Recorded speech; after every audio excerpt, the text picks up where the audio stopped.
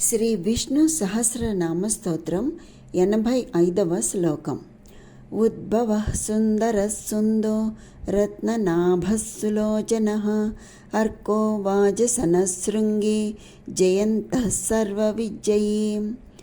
ఉద్భవ సుందర సుందో. ఇందులో ఉద్భవ అనగా నిత్యము జీవుల రూపమున పుట్టుచుండువాడు, సర్వజీవుల పుట్టుటకు అంటే సర్వజీవుల పుట్టుకకు కారణమైనవాడు, అంతేకాదు ధర్మ సంస్థాపనకై అవతారములను ఎత్తువాడు అని. సుందర విశ్వమును అతిశయింపచేయు సౌందర్యము కలవాడు.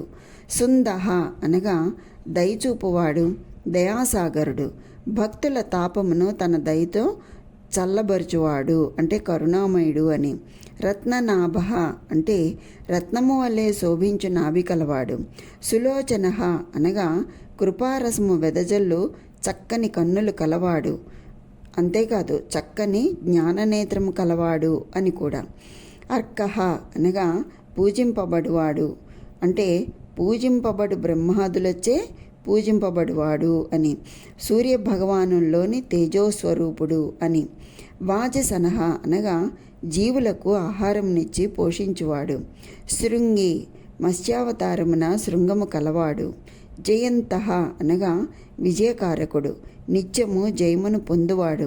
సర్వ విజయీ అంటే సర్వజ్ఞాని అయి సదా జయము పొందువాడు. జయము పొందుటకై సర్వ మార్గములు తెలిసినవాడు.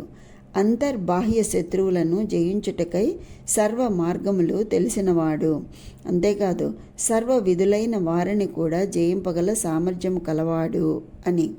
ఈ శ్లోకంలో మనకి 790వ నామం నుంచి 799వ నామం వరకు తెలియచేసి ఉన్నారు.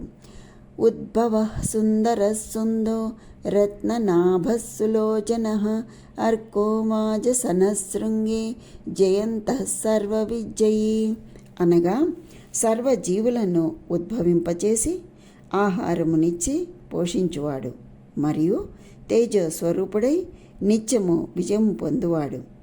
మత్స్యావతారమున శృంగము కలవాడు ఆ మహాపురుషుడు. రత్నము వలె శోభించు నాభితో, కృపారసము వెదజల్లు కన్నులతో, దయాగుణముతో, విశ్వమును అతిశయింపచేయు సౌందర్యముతో అలరారువాడు ఆయనే.